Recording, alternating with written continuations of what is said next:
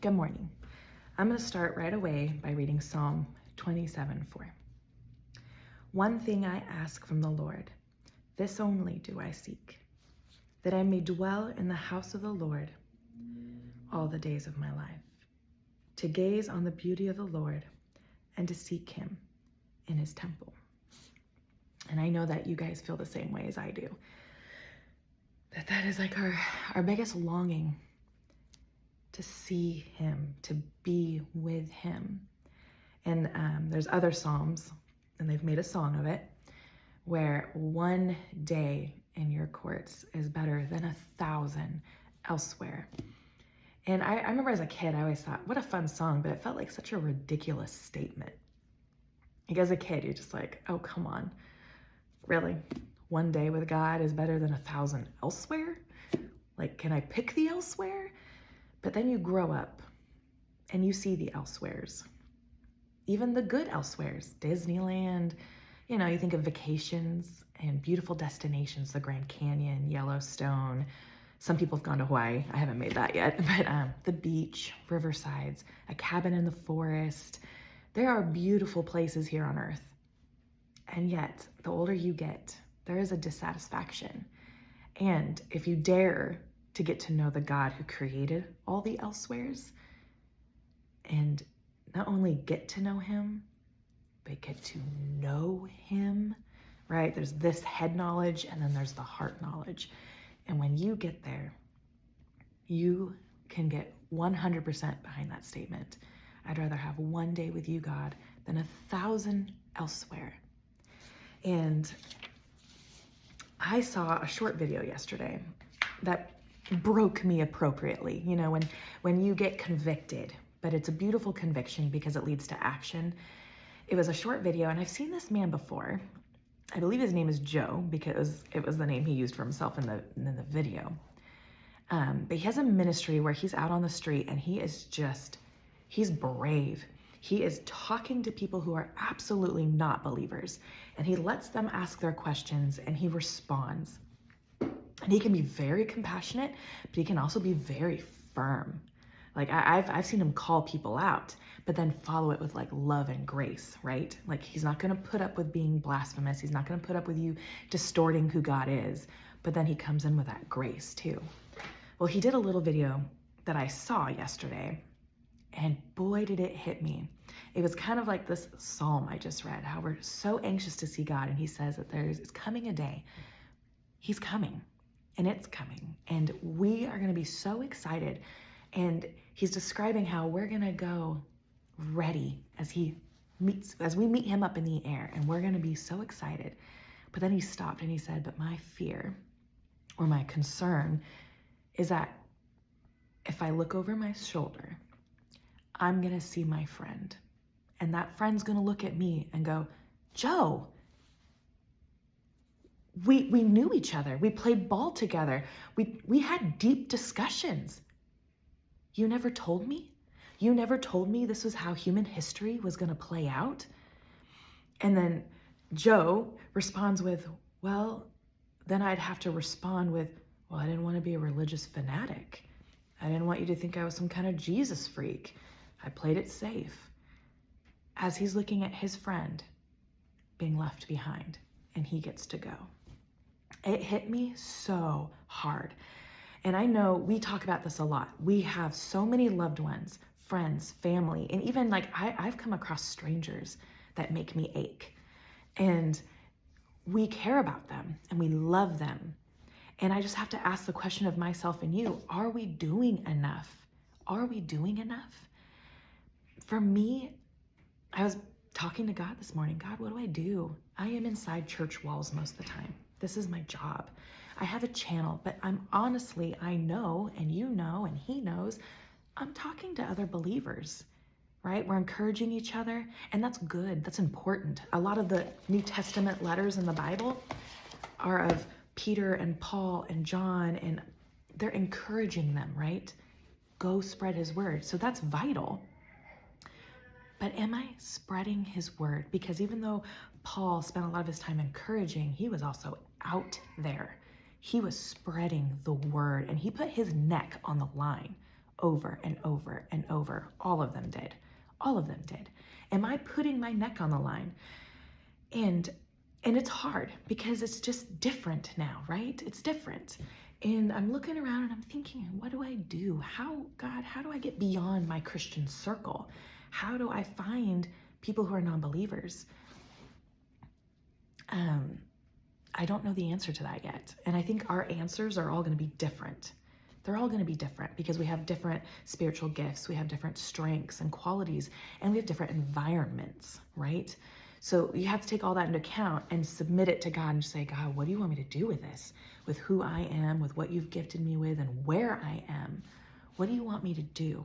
Because yes, Psalm 27:4, one thing I ask from the Lord, this only do I seek, that I may dwell in the house of the Lord all the days of my life, to gaze on the beauty of the Lord and to seek him in his temple. Forget the rest. They can fend for themselves. Well, no, we don't feel that way. And I remember thinking, I love my children. And I felt like this little voice going, do you? Do you love your children? And when you get that, you're like, oh no, where's this leading? And it was this, you kind of love your children the way you love me. I'm like, you love them, but are you living out that love? Children are hard, right? I'm a mom of 4, and they vary in age from 11 to 2. 11, 10, 5, and 2, with various needs, various personalities, and we're a blended home. So my older 2 boys leave us every weekend and they come back, and usually it's like starting all over again just because families are different. And I do my best to love them and to make up for the fact that they have that in their life. Not just my older 2, but my younger 2 who have to see them go every weekend. But I fail. Oh, absolutely, I fail. You guys know I've admitted it several times. I have an Irish woman's temper. I look very calm and docile on here. My husband would beg to differ. Now, God has tamed me a lot. He is, and I've asked him to. I've said, tame my tongue, teach me to bite my tongue and write out my emotions, because most of the time I don't even really feel what I feel. Have you been there where those emotions come and go and you're like, wow, that wasn't even me? Do you love your children, Jamie? Then live it. Live it out. Be intentional. Teach them about me more and more. Not just some prayers at dinner time, some quick conversations in the car, and then relying on children's ministries to do the rest. Share me with them. And then, do you really love me, Jamie? And I felt like Peter, when God asked him 3 times, God, 3 times, do you love me, Peter? Then feed my sheep. Do you love me, Peter? Then feed my sheep. Can you tell where his heart is?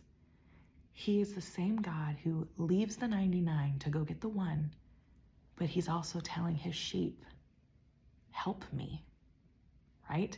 There's a lot of sheep out there. Some of us are seasoned sheep, mother sheep, ram sheep, who can help look after the babies. And instead of being super needy and making God just about us, because I do that sometimes. I love him, and my favorite thing to do is just to have a time alone with God, worshiping and reading his word, which is important. But it sometimes can also be an excuse to not go out and live his word. I'm going to read from Ezekiel 33. And if you've heard from this before, you know it's a oof passage. Follow the push of the spiritual side of you. The Holy Spirit, when you have that burden for your friends and your family, don't just cry about it and pray about it. Realize it's there for a reason. The Holy Spirit makes you mourn over them for a reason, not just to mourn that they're lost and pray and move on. No. It's a call to action. So Ezekiel 33, and I'm just going to read 1 through 9 for now.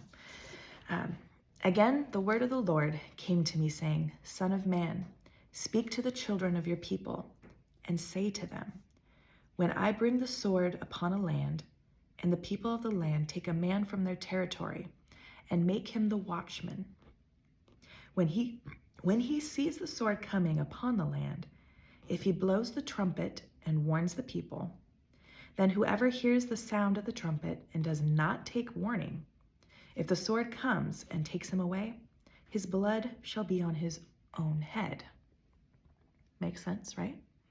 Even if you think it in a very natural way, like this is a real physical war, if the watchman on the wall blows his trumpet saying the enemy has come, get up and go. You've been warned. Otherwise, you're going to face the consequences of ignoring the warning. Verse 5. He heard the sound of the trumpet, but did not take warning. His blood shall be upon himself. But he who takes warning will save his life. So right, he who takes warning. But the warning has to be given, right? So we'll touch on that some more. All right, now, but if the watchman sees the sword coming and does not blow the trumpet, and the people are not warned, and the sword comes and takes any person from among them, he is taken away in his iniquity. But his blood I will require at the watchman's hand. So you, Son of man, I have made you a watchman for the house of Israel. Therefore, you shall hear a word from my mouth and warn them for me. When I say to the wicked, O wicked man, you shall surely die, and you do not speak to warn the wicked from his way, that wicked man shall die in his iniquity, but his blood I will require at your hand.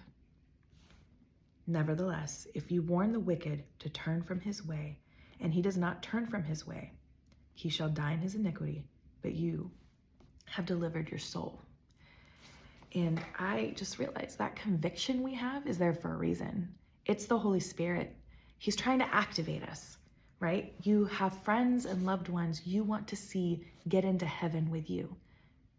And like that short video, you don't want to turn behind you and immediately feel the guilt of, I could have done more.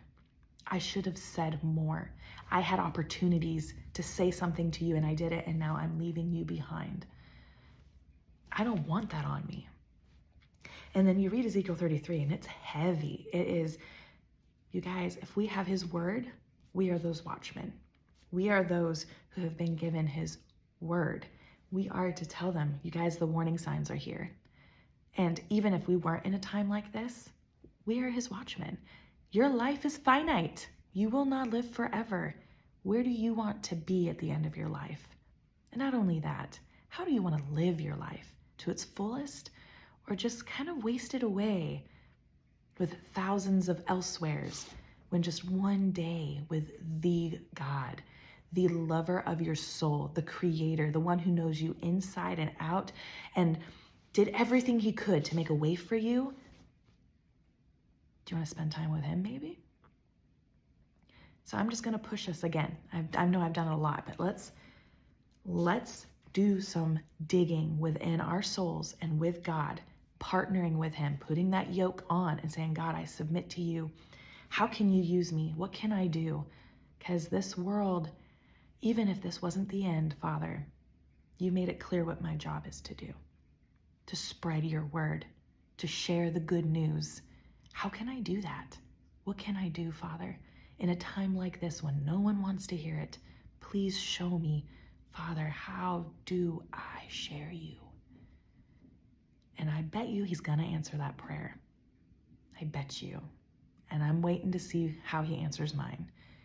And please, below, share if you've had experiences where you had God lead you into sharing his word to someone, because we might need help understanding what that looks like practically in this world, right? Sometimes it's really simple and small. Maybe you had to put some effort in it. So please, if you have a testimony to share about how you reached someone who was lost, share it, because I think that's important. We shouldn't just be sharing our personal testimonies. We need to be sharing how we're doing his work. Where have we had success? Where have we flopped? And why did we flop, right? Was it because we're trying on our own? because I doubt God flops. Anyways, I hope you guys feel the conviction I feel, because I'm feeling it, and I know it's of God, and I know I can't ignore it. I hear that over and over. Do you love me? Do you? You worship me a lot. You pray to me a lot. You benefit from me a lot. Go feed my sheep.